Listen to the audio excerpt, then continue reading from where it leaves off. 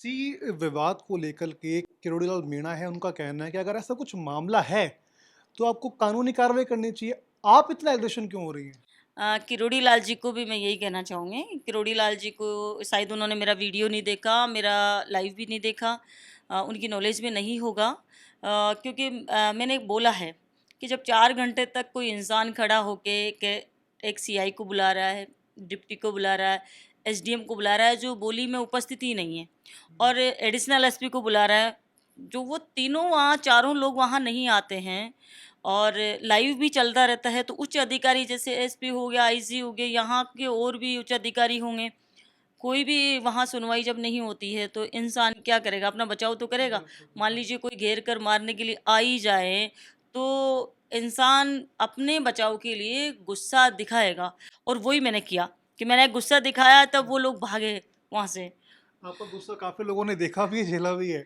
चलिए, मानने की आपने बात की, तो मैं ये जानना चाहूँगा कि अभी हाल ही में फ़ेसबुक पर एक स्टेटमेंट लिखा गया था कि बीजेपी सरकार, भाजपा और सरकार मुझे मरवाना चाहती है। क्या ऐसी नौबत आ गई कि इतना बड़ा स्टेटमेंट आपको देना पड़ा अपनी लाइफ को लेकर के? देखिए, जिस तरीके से पिछली बार, मुझे ये बहुत बड़ा सीरियस मैटर है और इसकी गहराई में सभी को जाना भी चाहिए। पर बाकी न तो सरकार जा रही, नहीं पार्टी बीजेपी तो जाएगी भी क्यों? नहीं सरकार नहीं जा रही है, और नहीं मीडिया। आप पहली बार आए हो मेरे पास में घर पे, बाकी मीडिया भी मुझे नहीं लगता कि वो जाता हुआ नज़र आ रहा है, क्योंकि मैंने उसमें ये भी लिखा है कि मेरे पास उसके सबूत भी हैं।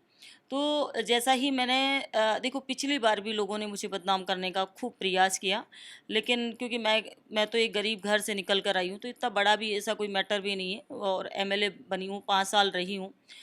सरकार चाहे जैसे मेरी जांच कर सकती है, लेकिन सरकार इस हद तक उतर गई है कि बोली बंद कैसे की जाए। मैंने कहा चाहे मरना मंजूर, मैं बोली बंद नहीं कर सकती मेरे। जो सच्चाई है उसको मैं बोलूँगी। और वही वैसे ही मैंने विधानसभा में जैसे बोला, राइजिंग राजस्थान के बारे में हुँ, बोला, हुँ, हुँ। और मैंने उसका क्वेश्चन भी लगाया कि बिल्कुल। राजस्थान में जो लोगों ने पार्टिसिपेट किया है, जिन कंपनियों कंपनियों ने अपना कमिटमेंट किया है, जो भी सरकार के पास में यहाँ आई है काम करने के लिए, उन सारी कंपनियों की डिटेल दे दीजिए। आज तक वो उस सवाल का कोई जवाब भी नहीं आया, और उसकी कोई प्रतिक्रिया भी नहीं है।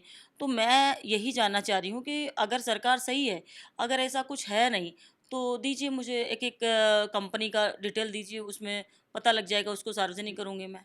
और खुद ही सीएम साहब तो खुद ही कहने हुँ, लग गए हुँ। ना अब, कि कुछ लोग ऐसे हैं जो फ़ोन ही नहीं उठा रहे हैं। तो खुद के बिल्कुल। मुँह से भी आ गया। तो मैंने वही कहा कि रातों-रात कंपनियाँ बन जाती है, हुँ, हुँ। और मैं इसको गलत भी मैं सोचती हूँ कि हो सकता है, क्योंकि पहली बार सीएम हैं, और परिवार भी इस लेवल का पहली बार ही बना होगा।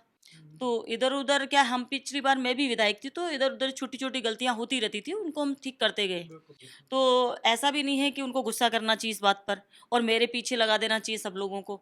तो यही मैं कहना चाह रही थी कि जिस दिन से मैंने विधानसभा में बोला, उसी दिन से उन्होंने मेरे को फ़ॉलो करना शुरू कर दिया। सरकार के अधिकारी कर्मचारियों ने और सबने। लेकिन उनको कहीं कुछ नहीं मिला।